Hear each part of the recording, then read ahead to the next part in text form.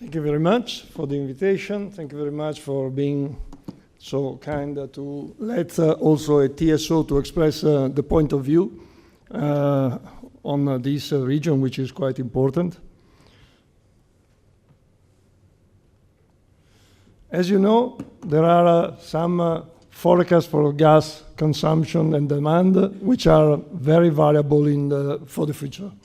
We can go from a 600 billion cubic meter down to 400 billion cubic meter, which is quite a lot of difference. And I think that there is the truth is always more or less in the middle. I'm not saying on the point of view of the figures that we have on this chart, but it's on the fact that, as somebody also before me said, we have also to be able to get quite clear and visible all the advantages for using the gas. Because we think that the gas still have a role for the energy mix in Europe. We think that gas and renewable are the best combination for an effective, efficient CO2 reduction. And we think that also the TSOs have a role in this to play. We need that gas should be given to gas what gas is really and is used in all the form and possibilities that we can have. There was a lot of discussion today of what and how we can use gas, and we are in Italy, for example, the country in Europe which has more vehicles fueled by gas, by natural gas. And this is a task that SNAM has taken on that and trying to increase the consumption and the use of gas for transportation. Why? Because we think and we live, I live in Milano, in the center of the Pianura Padana, which is, as you presumably know, quite a polluted area for traffic. And one of the use of the gas is that it takes away 100% of the particles, small particles, PM10. That is one of the worst problems for us. But gas is not only compressed gas, it's LNG. LNG, which we always know about LNG as a regasification plant, but as we already said, there are some more applications for gas, small-scale LNG, we will see later on. We can save a lot of pollution everywhere just switching from coal to gas.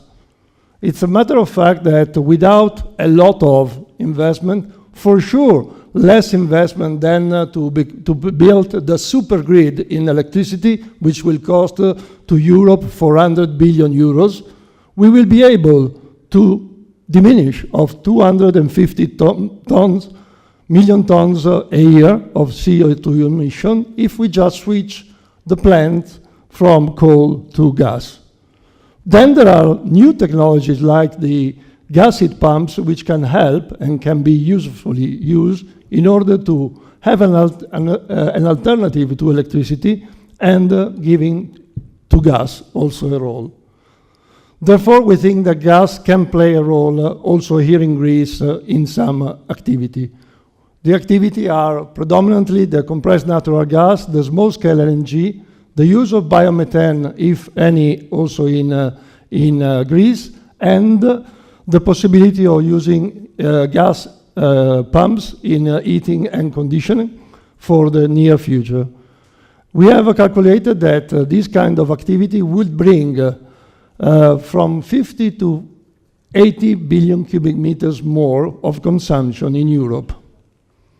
LNG and compressed natural gas can be also a solution for the islands. We have heard this morning that we will have very soon a document which says that it is necessary to do something for the islands. We talked when we were in Brussels some years ago about energy islands.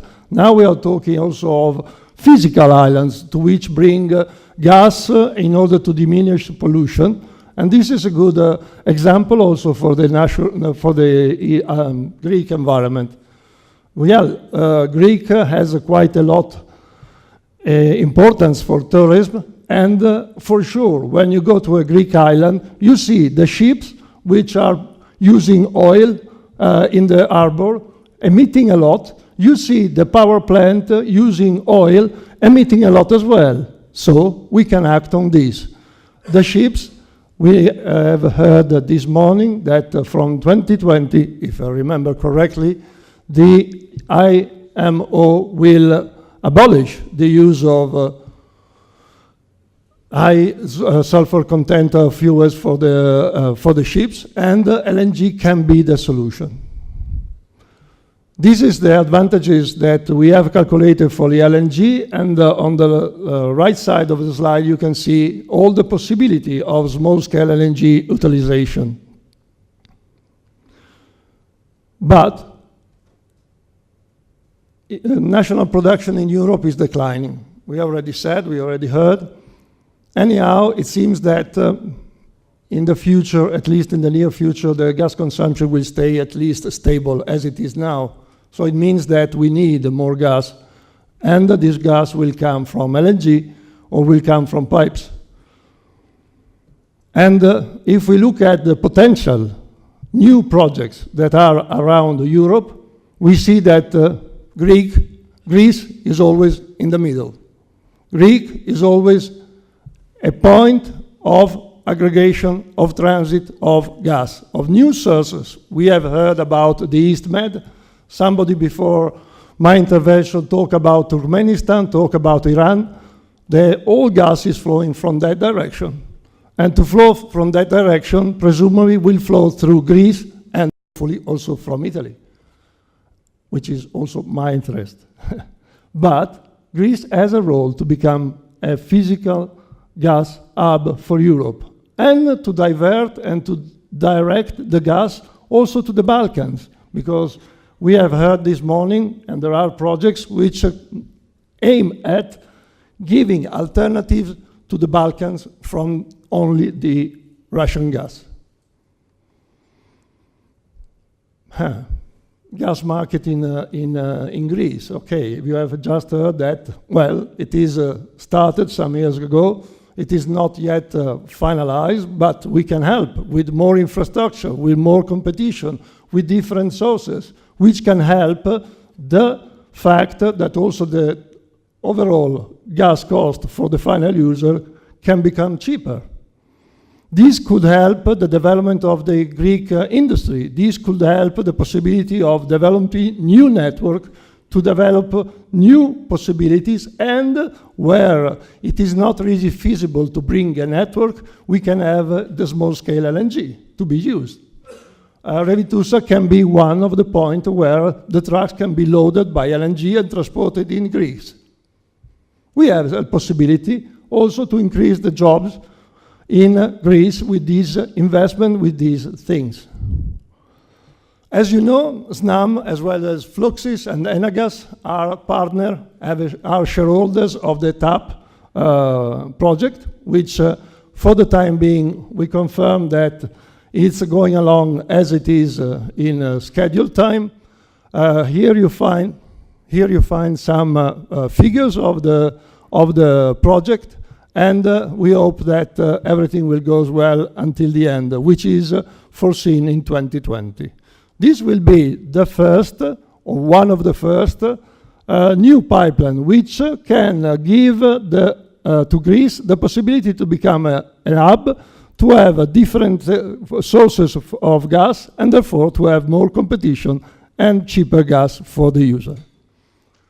At the end, I would just recall two things. We have talked, somebody before me talked about the way the gas industry is advertising its job.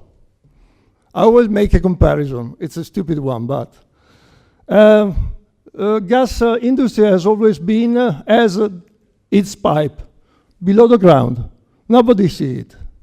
Nobody is advertising the benefits and the beneficial effect of use of gas, while usually the electric cables are in the air and everybody can see them, and they are very good in advertising them.